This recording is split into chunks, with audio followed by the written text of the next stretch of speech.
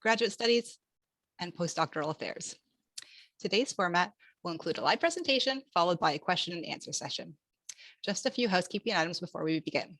Attendee video and audio functions are disabled. If you have questions at any time during the presentation, please use the Q&A function at the bottom center of your screen. If you require closed captioning, please click on the CC icon on the bottom corner of your screen. If your question is flagged to be answered during the Q&A following the presentation, it will remain pending until it's answered live. Otherwise, we'll do our best to answer as many questions as possible in the background. Lastly, any links mentioned will be added to the chat box during the presentation. This presentation is also being recorded and will be posted to our GSBA website and emailed to all registrants. Before we proceed, I would like to share that the University of Waterloo acknowledges that much of our work takes place on the traditional territory of the Neutral, Anishinaabe, and Haudenosaunee peoples. Our main campus is situated on the Haldeman Tract, the land promised to the Six Nations that includes 6 miles on each side of the Grand River. Our active work towards reconciliation takes place across our campuses through research, learning, teaching, and community building. We're excited that you decided to join us today. I would now like to introduce Jeanette Nugent, the Associate Director of Graduate Admissions at the University of Waterloo. She will be speaking to you about preparing your graduate application. Hello, everyone. As Stephanie says, I'm Jeanette Nugent, Associate Director of Graduate Admissions, and I'm happy to speak to you today about preparing your application for graduate studies. Let's get started. So, some Waterloo facts. The University of Waterloo has 42,000 full-time and part-time students. We have 6,100 graduate students. 40% of our graduate students are international. We are ranked within the top 150 universities in the world. Waterloo is the #1 most innovative university in Canada. We're also the #1 research university among Canadian comprehensive universities for 13 years in a row. And we are #2 for employer-student connections. So at Waterloo, we have over 180 graduate programs, each with a unique offering. Of these programs, about 70 are at the doctoral level. It's important to find the right graduate program, one that aligns with your academic interests, educational background, and ideal career path.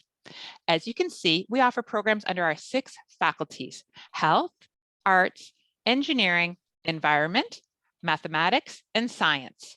Although the main campus is located in Waterloo, we also have 3 satellite campuses close by and 4 affiliated and federated institutions on campus. So understanding the types of programs will help you to select the program that is right for you. PhD programs allow students to continue to focus and develop their research. This can lead you to a career in industry or academia. You will write and submit a doctoral thesis of independent and original work. For our master's programs, we offer research, course-based, and professional programs. Under our future student webpage, each graduate program has their own program page, which provides at-a-glance information such as application deadlines, graduate research fields, study options, minimum admission requirements, approximate tuition, and contact information.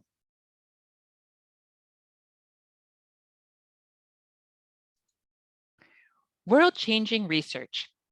At Waterloo, changing the world begins with passion for discovery. The University of Waterloo has long been known for researchers who are entrepreneurial thinkers and industry partners. At the core of entrepreneurship is our intellectual property policy, also called creator-owned, which grants ownership to the inventor. Could be the student or the supervisor. It's the engine for driving commercialization success of research-based innovations and may be the most entrepreneurial-oriented IP policy in North America. At Waterloo, we are collaborative and interdisciplinary with world-leading expertise in artificial intelligence, automotive, cybersecurity and privacy, energy, global governance, nanotechnology, population health, quantum information, and water. Okay, so what does it take to get into our PhD programs? Most programs will indicate at least 75 to 80% as the admission requirement for the PhD program. Students will also need to demonstrate other superior qualifications, such as advanced research ability, for example, completion of a thesis or major project. While the university establishes minimum guidelines, your program may indicate higher or additional requirements.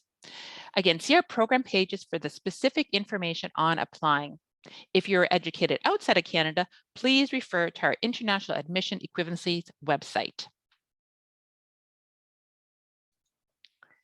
And what does it take to get into our master's program? Well, most programs, again, will have a 75 to 78% admission requirement for their master's programs. While the university establishes minimum guidelines, your program may indicate higher or additional requirements. See our specific program pages for the specific information on applying. So each department will have their own program page with all of the admission requirements outlined. And again, if you're educated outside of Canada, we have an awesome website with international admission equivalencies that will provide you with further information. So what are some additional requirements needed for applying? Well, first of all, I'd like to mention here about finding the right supervisor. For our research programs, it's best to research who you may wish to work with. Although most programs require this at the application stage, some programs do not. And again, that's outlined on their websites. Supporting documents when you apply. Transcripts and degree certificates.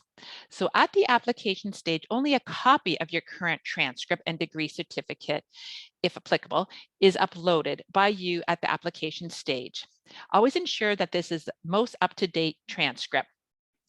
References, you'll be required to indicate for PhD programs 3 references, and for master's programs 2 to 3 references. So at the time of applying, you will indicate the referee's email address. After you apply, we will then send your referee an email to complete our reference form. Please confirm with your referee prior to applying, at least 4 weeks notice, and that will give the referee sufficient time to complete the form. Also, completion of our supplementary information form or research proposal. This again is completed by you at the application stage. Some programs may also require you to upload a resume, writing sample, a GRE or GMAT is required for a few of our programs, and a portfolio for our fine arts and architecture programs. Again, check out our future student webpage for detailed information.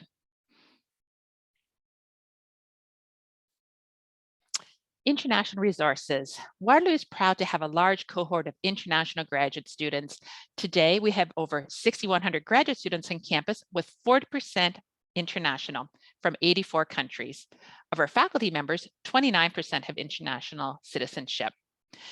We have lots of great resources to assist you during the application and admissions process and once you arrive on campus. English language proficiency requirements. The official language of instruction at the University of Waterloo is English. It's our responsibility to ensure that all students have the English language skills needed to be successful. Our 2 most common tests are TOEFL and IELTS academic. However, we also accept CALE, the Canadian Academic English Language Test, Pearson, PTE academic, and EFAS, our English for Academic Success program. So UW's Renison University College on campus has an English Language Institute, and it offers an English for Academic Success program. EFAS is an intensive full-time English language program designed to help students improve their English language proficiency and meet Waterloo's ELP requirements. ELP exemptions can also be confirmed by reviewing the information on our website. See the list of conditions that must be met at the time of application. So as you can see, we have different levels: standard, alternate lower, and alternate higher. See our academic calendar for the minimum English language proficiency scores required for the program that you are applying to.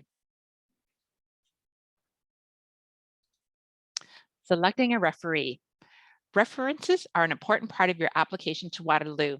Your referees will be completing and submitting a confidential online reference form. So choose referees who know your skills and expertise and who can communicate your ability to succeed as a graduate student. We recommend that you contact your referees with a minimum of 4 weeks notice before the application deadline. Ensure that your referees are available and have ample time to complete the reference form before the application deadline. So academic versus professional reference requirements. This will be outlined on the program page on which type you are required to submit. So academic references, those are for research-based programs. Example, all PhD programs would require an academic reference. In addition to these points here, referees will be asked to refer to your past academic performance and your potential as a graduate student. Referees should be able to explain your commitment to deadlines, how you respond to critique, and whether or not you were able to successfully implement feedback to do your work. Referees will have more to say about you if they understand some of your career aspirations and what and why you're interested in studying further. For professional letters, in addition to these points here, referees need to be able to attest to your skills and experience required for program admission. The more the referees understand about why the graduate program you're applying to will help you reach your career goals and how they will have an impact on your career aspirations, the easier it'll be for them to incorporate this information into their reference. Referees will be asked to articulate how strong you are in terms of professional skills such as leadership and communication. Okay, how to go about asking for a reference letter. Here are some tips for successfully fulfilling this requirement of the application process. Number one, make sure you ask them if they're willing and able to be a referee before you submit the contact information on the application. Always confirm you have the correct email address. Approach people in a manner that is appropriate to the professional relationship you have with them. Be clear as to why you decided to reach out to them specifically. Ask them face-to-face if you can. Otherwise, send an email if that's more typical for your referee. Visit or call them during office hours would be another option. Number three, be sure to leave lots of time. Your referees are busy people, and filling out the reference form does take time. Be sure that they understand the deadline for submission and give them at least 4 weeks notice. Be sure to apply and submit your application ahead of the deadline because that will then send the email out to the referee in sufficient time. So provide your referees with academic and professional background by giving them access to your transcripts, your CV, resume. This way, your referee can craft a more robust reference letter. Send a gentle reminder a week before the deadline if they've not already submitted your reference letter. You'll be able to track their submission on your Student Quest account after you apply. And finally, make sure to thank them. Send a quick note as a thank you and be sure to follow up with them to let them know if you were accepted into a program.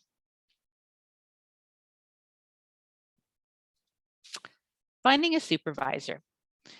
For Waterloo's research-based programs, you'll find that some departments do not expect you to find a supervisor prior to applying, while others do.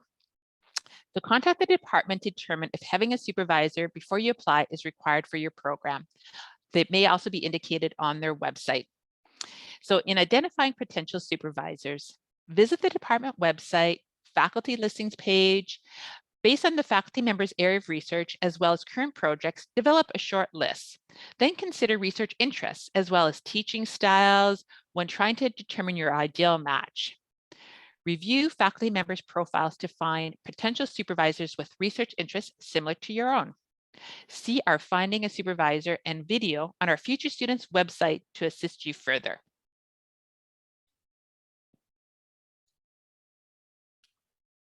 Okay, here are a few more tips. Most faculty members have personal web pages that explain their research areas and how they approach their work. These pages will often contain information about current projects and current students who are working on them. It is best to first review the faculty member's web page and then reach out with your thoughts for a research proposal that may match the supervisors and to see if that faculty member is accepting students. As faculty members are busy teaching and researching, there may be delay in responses. So just to recap, when reaching out to a supervisor, don't send a generic email, be specific. Know what you're interested in researching and articulate your research interests well.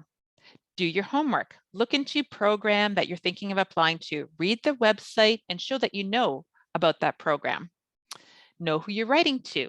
Does the research align with your interests? Are they going to see you as a colleague that can also help them with their research? Also, another place to really understand the faculty members' research is on Google Scholar.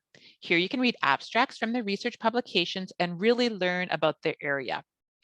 Be mindful of their time. Open the door to further discussion about possible supervision over email initially, and then if you can, meet in person or make a call. And finally, be concise.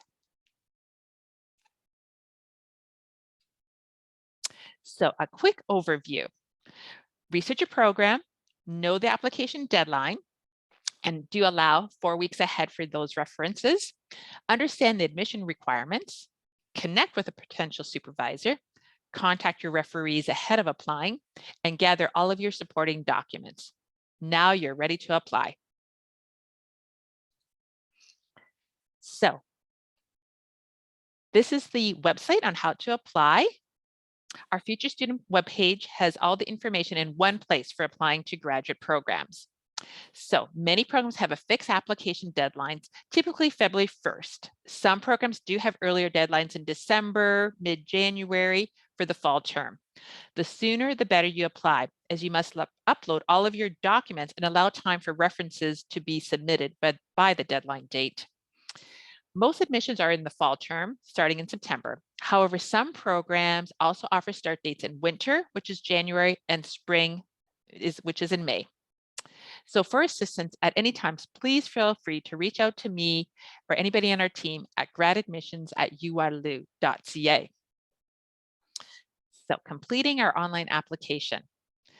So now you will create an account and then complete the online application itself.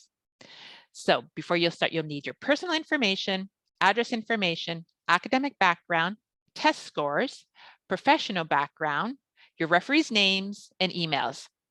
Ensure to declare all past and current and in-progress studies. That means all the universities you've attended. When you've entered all of your information, you'll pay the $125 Canadian application fee. Step 1 is complete. Now, your referees will be emailed within 2 to 3 business days after you complete this step. That is why it's really important to contact your referees before you apply to confirm their availability. So creating your Waterloo student account, which is Quest. So after you pay the application fee, within 1 to 2 business days, you'll receive an email from us with instructions for claiming your identity, which is your user ID and password to access Quest, Waterloo Student Information System. This email will include your 8-digit Waterloo Student ID number. Ensure to use this 8-digit number along with your full name in all future correspondence with the university. Once you have claimed, that means activated, your user ID and password, you'll be able to log into Quest. So once you've accessed your Quest account, you can upload your supporting documents. So to do so, log into Quest, navigate to admissions, and select documents in your student center. You will see a list of the documents you need to upload and complete based on your program. Once you've completed all of your required documents and your referees have completed the reference forms, your application is complete.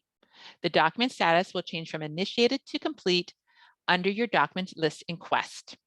Now it's ready for review. Completed applications will be reviewed by the department following the application deadline. Okay, so how is your application reviewed? So we understand you are eager to obtain an admission decision. Our goal is to issue a decision as quickly as possible so that you have time to review and make a decision.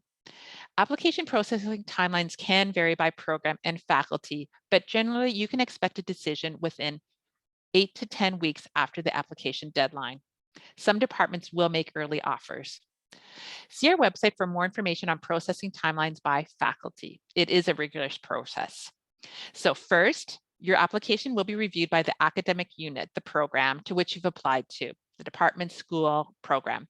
For research programs, the academic unit will manage the supervisor review process as well. Applicants selected by the academic unit are recommended for admission, and the application is then sent to the faculty associate dean's office. The faculty associate dean's office then reviews your application and then passes it on to us, the Graduate Studies and Postdoctoral Affairs. All applications are approved for admission by Grad Studies and Postdoctoral Affairs for the final approval to verify admissibility. Once an admission decision has been made, applicants will receive an email and an admission decision will appear in Quest.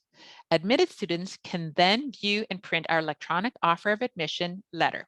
Only our office, GSPA, issues the offer of admission letter.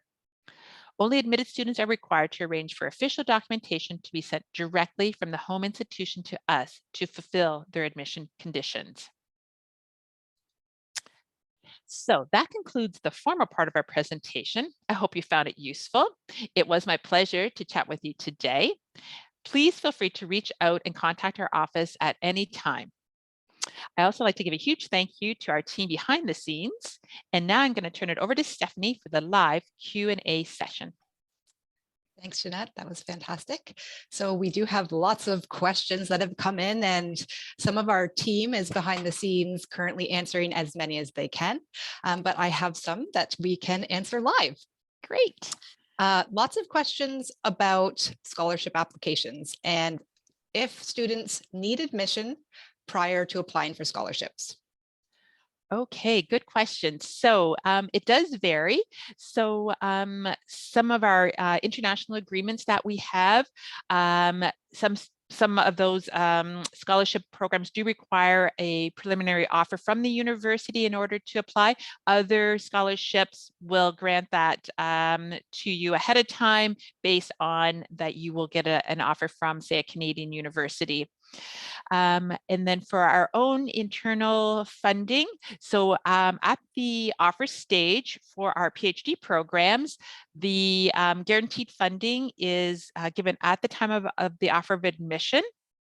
And then for master's programs, research-based programs, most departments do have some funding available for that as well. So again, probably just for the students to look at those scholarship requirements and see what we can help with there. Awesome.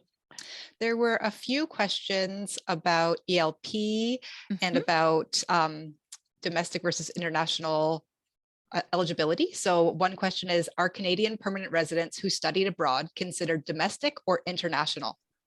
Okay, so the status is by your citizenship in Canada. So if you are a landed resident, permanent resident, or Canadian citizenship, that is classified as domestic. So students that would be coming on a study permit are classified as our international students. We do look at all education backgrounds. So anything that we can help with in determining the admission requirements. Again, a lot of good information on our website for this, including our international admission equivalency website. Perfect. Regarding ELP or English language proficiency, would a student have to take an ELP test if they've finished a bachelor's in the United States? Good question. So we do have a website that does indicate our exemptions. So if a student is educated in Canada or the United States or at a university that is English speaking, then if it's for more than 3 years, that would then exempt you from having to submit a English language proficiency test score. Again, lots of good information on our website about that and all the different exemptions that would apply there. And I did just pop that link in the chat for everyone as well. Super. Common question that we saw coming up here. I tried emailing several supervisors for a PhD and received no response. Is there any other way to reach out to professors to discuss the possibility of supervision? Good question. As we indicate, they are busy people, and it could be too that you may want to maybe look at your email that you sent to the professor to see if you can maybe be more concise. Does the research areas match on what is on the professor's website for his research area or her research area? You may also wish to reach out to the department coordinator to see if that professor is taking students for the upcoming year, and hopefully that would maybe help to receive a response. Fantastic. A few questions came in about whether the University of Waterloo looks at the GPA for all years of schooling or the last 2 years. Okay, good question. For our students that are educated in Canada, we do look at the last 2 years. Normally, we find that students maybe would have struggled maybe in the first year. So we do look at the last 2 years. So as long as it's 75 to 78% in those final 2 years. And then for international credentials, we usually look at the overall 4 years of education when determining the GPA. Perfect. Let me see. Somebody asked, how do I know if a supervisor has funding available? How does you know if the supervisor is funding available? That's a really good question as well. It would really be up to the supervisor on what grants they have, what research they're doing, how much departmental funding there is. So again, it just really varies by supervisor to supervisor, what kind of funding that they would have.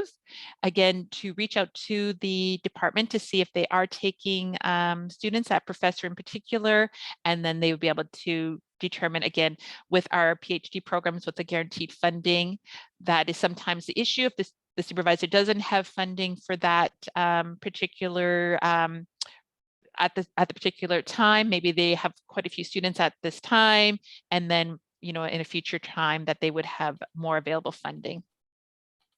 Perfect. So somebody asked, we've got a lot of questions about referees. Okay. And great. a question about if it is okay to submit a referee without an institutional email domain. Okay, so we do prefer a institutional email domain, although we do understand in some countries that that is not what the professor has. They'll have their own personal email. So all references are verified for authenticity. So if the referee is available, and if they do have an institutional email address, we would prefer that, but we do also look at referees from, we know certain countries that they do not provide those institutional email addresses, so we would accept those as well. Fantastic. Multiple questions about if the Zoom recording will be made available to view later, and I'll just answer that quickly. Yes, it will be emailed to everybody who registered, as well as posted on our website. Great. Does the University of Waterloo give application fee waivers? Okay, so the University of Waterloo does expect all applicants to pay the $125 application fee.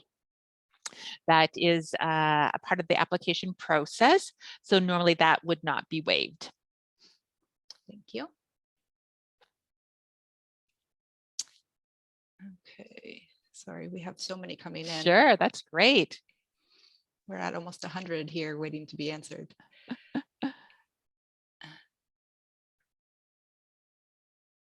Can I work in or out of campus while studying part-time as an international student? Okay, so normally our international students do study full-time. That's usually part of the study permit process with Immigration Canada. So students are allowed to work 10 to 20 hours outside of their, I guess, how would you say, teaching assistantships, research assistantships. And again, we do have that information on our website. Just see if I can find that quick, or maybe if we have a website that we can post there. I don't know if you have anything extra to add there, Stephanie, okay. or the hours to work. Yeah, not handy. Yeah, okay, we'll get that in and we'll put it on to the chat as well. Perfect. Lots of questions about ELP test scores. Great. Is it possible? Is it compulsory to provide it at the time of applying? So can students take them after they've applied? Right. Okay. We do suggest that students do take the English language proficiency test ahead of applying, just so that you know that you do have the minimum requirements to apply. Some students that maybe not have this score would then maybe want to concentrate on just working on their English language proficiency before going into graduate school. So in order to be admitted, you do have to have the minimum English language proficiency requirement before the student can be admitted. Now we do have, as indicated, our English for Academic Success program on campus, which is a great intensive ELP program that may be of interest to students. If it's something that you're applying, you're close to the deadline, but you've already signed up for TOEFL or IELTS, that is fine too. You know, if it's within the next month or two that you'll be taking that TOEFL test or IELTS test. Perfect. Great. So a student asked, I wish to know the requirements of transcripts for international students. Should we submit unofficial transcripts or do we need a WES evaluation? Great question. So at the application stage, we do accept unofficial, currently dated transcripts, so not old transcripts, but currently dated transcripts. So that would be something at the application stage, you can just upload your most recent unofficial. So it's a copy of your transcript and a degree certificate if you have already graduated, and then we will evaluate it with your application file. And then only students that are admitted need to have official transcripts sent directly from their home institutions directly to Waterloo. So only in rare cases that we require students to submit like a WEST or ECE credentials if it's something that we need further information about your education system. Okay, student asked, for fall 2022 admission, when could I expect to hear back about the status of my application? Great. Okay, so as indicated, it is a somewhat long application process. So students that are applying now, most of the application deadlines are between, say, December 15th, January 15th, February 1st.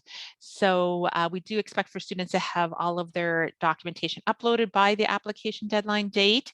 And then the departments start reviewing the applications. So it could take anywhere from 8 to 10 weeks after the application deadline. As I indicated, some departments will be giving earlier offers for our top applicants. So again, we understand that students are anxious for that decision and try to get that out as soon as possible. Perfect. How much do grades matter in the review process? Okay, so grades are important. There are quite a few of our programs that are quite competitive, so that the departments will be looking at grades first. Of course, we do take the whole application package into consideration, reference letters, the other tests, English language proficiency scores, of course, and then so some professional programs may require work experience ahead of time. So we do look at the full holistic package, but grades are quite important. Yeah, we would again say that the minimum is 75% to 80% for our programs, and some are higher requirements, so quite important. To piggyback off that one, Sure. if my GPA is below 75%, can I still apply, or is it guaranteed that I will not get a place? Okay, as indicated, our programs are quite competitive. It may be something that you would want to upgrade and maybe apply later on after you upgrade your courses, maybe take some extra courses for a final year and then apply it at a future time. Perfect. Is there any age limit to apply for the PhD? Not at all. We have students, actually underage students in our PhD program, and we have senior citizens in our PhD program. So there is no age limit whatsoever. Perfect.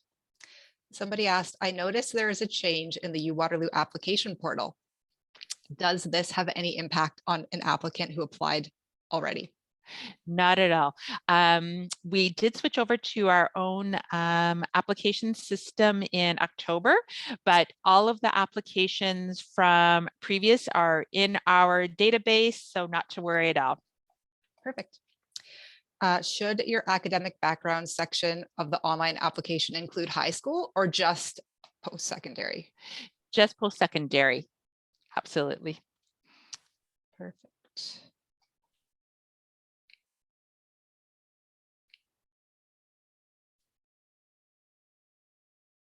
Okay.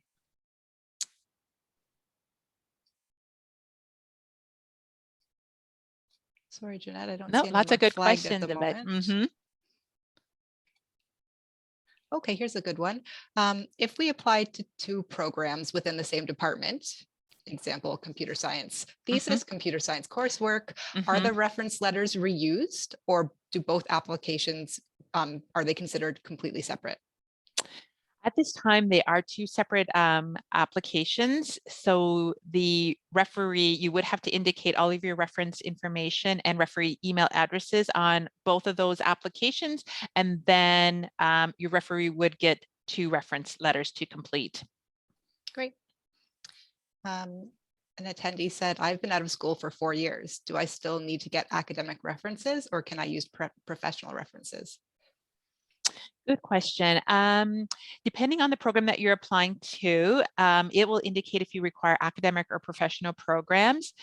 If you do struggle with getting a academic reference, sometimes the departments will allow you to have a combination of professional and academic references. So it would be good to reach out to the department and just verify that first. Great. Okay, a student asked, is graduate admission done on a rolling basis? In other words, if I submit my application at the end of January, would I have a disadvantage over those who submit it earlier? Okay, so some departments wait until the application deadline has passed, all applications are complete, and then they'll review the applications. Other departments will start looking at applications as soon as they come in and are complete. And for those strong applicants, they may give earlier offers. So again, it's always the sooner that you apply, the better. Great. Somebody asked, if I select full-time attendance in my application and then I get accepted, can I change to part-time later, or vice versa? Okay, you would have to reach out to the department. Some programs may be full-time only. Some programs do allow students to switch to part-time.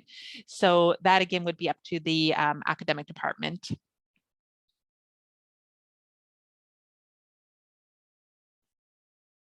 Does job experience matter prior to applying for a master's program? Some professional programs do require applicants to have 1 or 2 years work experience, sometimes 3 in that related field. So for the professional programs, really for the applicants to review what is on the department's website, on the admission requirements, and they'll be able to tell you, the department, what specific work experience that they're looking for. Perfect. We had somebody ask if you can confirm the price of the application fee. Sure, it's $125 Canadian per program that you apply to. As an international student, are we eligible to apply for our study visa only after we've been admitted to the university? Part of the application process for applying to for your study permit through the Canadian Immigration Office would be to submit an offer of admission. And with that is a letter of acceptance, which is required for immigration processing. But you couldn't start putting all your documents together. So it would be good to look at the immigration website, see all the documentation that is required, and you could start working on that now while waiting for your admission decision from the university. Great. Somebody asked, what would you say qualifies a strong application? Okay, so that really varies by program. So what the academic department is looking for, again, grades, GPA, strong references, strong English language proficiency. If there's other tests that are required by the academic department. So it is a whole package that we're looking for. Do individual programs hold information sessions like this one? Some do. I know Environment just had an information session last week. Again, check out their department websites, and you can always reach out to the department coordinator to double check to see if they'll be having some upcoming webinars as well. Great. Is it required to have a bachelor's in the same field as the master's program that you're interested in applying to? Normally you do require that prerequisites of having that bachelor's in the field that you're going into. Again, some programs, I'm thinking like the School of Planning, has a very diverse background that they accept many different kinds of academic backgrounds. So again, it really depends on the program that you're applying to. For example, computer science, of course, you need a computer science degree to go into computer science, where other departments have a broad range that they're looking for. For GPA calculations, are only courses relevant to the program of interest considered, or are all courses considered within the last 2 years? All courses are considered from the last 2 years.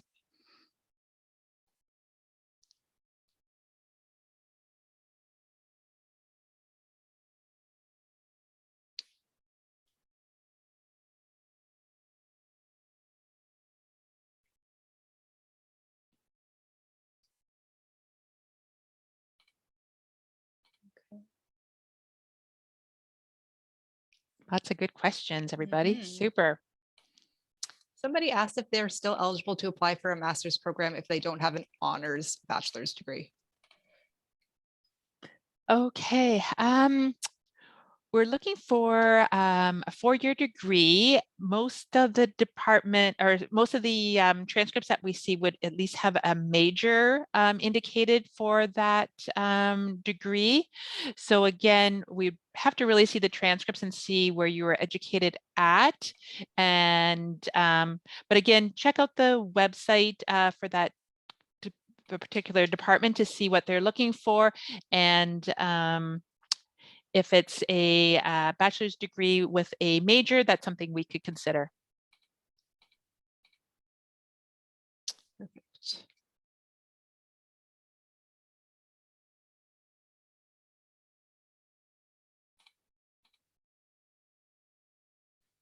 If we haven't completed our undergrad yet, do we just use the unofficial transcript? Correct. So when you apply, you may still be in your undergraduate studies. That's okay. You can apply now and then just indicate when you expect to graduate, and then upload the most recent transcript that you have with all the courses and grades to date. As international students, are you eligible for financial support? Great question. We do have international funding available for our students. On our future webpage, we have a whole section on funding graduate school, and there's a whole section on international student funding, such as we have an International Master's Student Award, an International Doctoral Student Award, an International Master's Award of Excellence. There are some scholarships as well within Ontario and Canada that are specific for international students. And then we also have a great awards database where students can search for opportunities for different kinds of funding. And students should also check like with their home government. A lot of times there may be some funding to go abroad, and just to do a search really is the best way to go about for that. Great. For master's programs, how important is the statement of purpose compared to other credentials like the resume or marks? Right.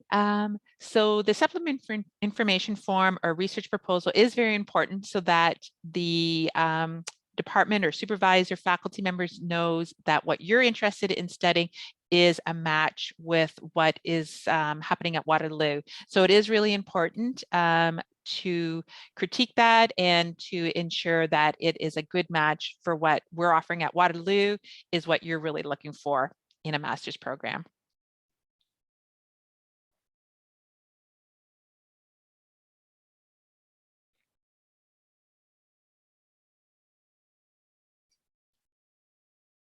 Somebody asked if you can explain the difference between course-based programs and thesis-based programs. Okay, so with the course-based programs, you may have, say, 8 to 10 courses, where in the thesis-based programs, there may be 4 courses and then a thesis that you would write after completing your courses or a major project. So it's really depending on what you want to do, if you want to do the actual research part, if you're just interested in taking courses. Great. I know you already touched on this, but we've gotten quite a few questions about ELP exemptions, Sure. and people want to know if they're eligible for ELP exemptions from different countries other than the US and Canada. For sure. So we do have on our website, I'm just going to grab it right now, under our English language proficiency exemptions. So we do have a list there. Let me just grab that. Exemptions, there it is.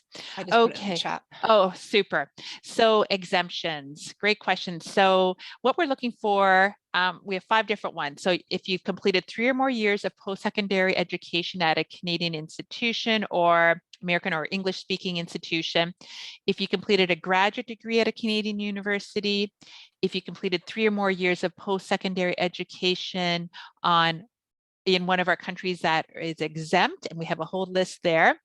If you've been employed for at least 3 years in a position which English was the language of business in a country that is listed, or if you completed 3 or more years of post-secondary education or a graduate degree where English is listed as the only language of instruction on our International Association of Universities Higher Education database. So there is quite a few different ways to be exempted from the English language proficiency.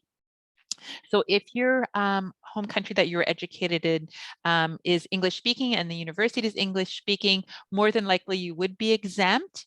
Again, we do have a mechanism through WHED, it's called the International Association of Universities World Higher Education Database, and it does list all of the countries and universities that are exempt. So for sure, check that out. Again, if you have any questions, just send us an email and we'd be more than happy to assist you. Just give us lots of details so we can help you. For course-based master's programs, do you need to find a supervisor? No, not for course-based programs. That would be like a grad officer would oversee all of the students. So not a specific supervisor is not required for course-based only. Great. When submitting unofficial transcripts to Quest, what if the transcripts are not in English? Great question. So we do require a official translation of those transcripts. It can be a copy, but we do need to have English translation to go along with those transcripts. So we want to see the transcripts and degree certificates in the language of instruction, and then the English language translation that would go with it. And it has to come together in one PDF as you're uploading it per university. How long will we have before accepting an offer of admission? When do we have to make the decision by? Great. So what we ask, normally students, departments would say that in their offer letter that they would like to have a decision normally within 3 weeks. Some departments would like to have it in 2 weeks. So if a student does require extra time, say you're waiting on some other offers, you're not quite decided, you could reach out to the department to see if they will extend the decision timeline. Students do go on to the Quest account to accept or decline in Quest. So it's all done by the student, but we understand that some students are waiting for offers from other universities and that they may need a little extra time. Great. Are TA positions required when completing a thesis-based master's? TA required. Teaching assistantships are granted by the departments. Each department's a little different. Some departments require that students have to compete for those TA positions. Other departments would grant the TA as part of the funding package. So again, it really depends on the department and their funding package. Great. I have a bachelor's degree from a college. Will that impact my admission since it's not from a university? Great. We do accept bachelor's degrees from Canadian colleges.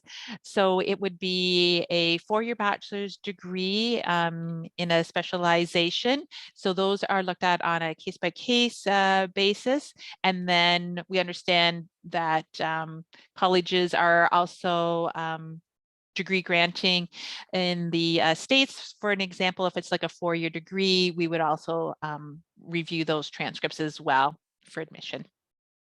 Great. Are all graduate programs carried out on campus, or are some strictly online? We do have a combination. So the majority of our programs are on campus, and then we do have some of our professional programs that are online. So most of them are totally online, and then we have a few hybrid ones. So again, most programs actually are on campus, and then we do have a listing of under our future website of the programs that are offered totally online, and then a few that are hybrid. Okay. A question about declaring education. Great. Do we also need to declare when we've gone to college, or do we only need to declare our university education? Okay, so it is good to declare all post-secondary education, so you could include your college as well.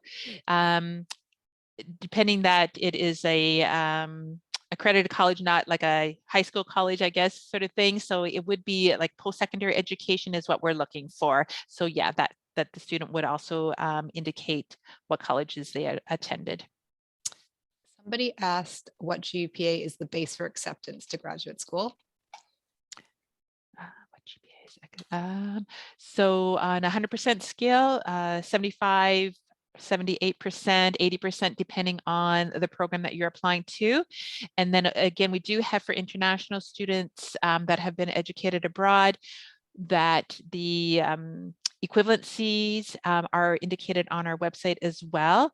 So for example, in Peru, it'd be like 15 out of 20, RAN 17 out of 20. So we look at all different education systems and what equivalencies would be to our 75, 78, 80% requirement.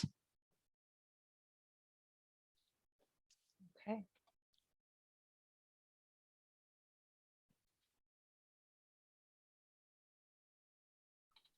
Somebody asked if there is a difference in the diploma you receive if you complete a course-based master's or a thesis-based master's.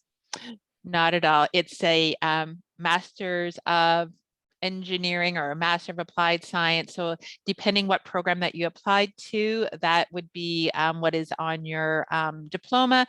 So we do have different master's programs, as you'll see, Master of Engineering in Electrical and Computer Engineering, a Master of Applied Science in Electrical and Computer Engineering, as an example. So depending on what program you're applying to, that would be on your credential at the time of graduation.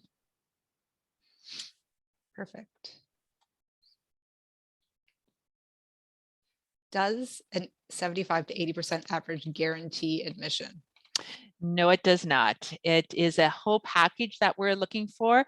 So if it's a research base, number one would be, is there a supervisor available in that field? Is there funding available?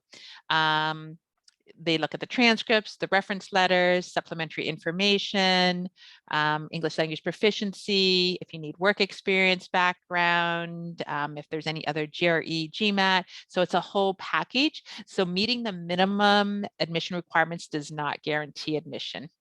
We only have so many spots per department as well, or per supervisor. Should a student contact their faculty members before or after they submit their application? Okay, it is good to contact a potential supervisor ahead of applying. There is a few programs that you do not need a supervisor, say in arts, for an example. They would appoint or help you appoint a supervisor, say in the second term of your studies. Then there's other programs, say like biology, that you must have a supervisor lined up before you apply. So just really to review the department websites and then reach out to those supervisors to see if they actually are taking students on, if they have the funding, if they have the room in the lab for the for new students, and then kind of go from there. Perfect. There's a few attendees who are asking about the possibility of direct entry PhD, so entering a PhD from a bachelor's. Great question. We do offer most departments will offer for very, very top students direct admission from a bachelor's into a PhD program.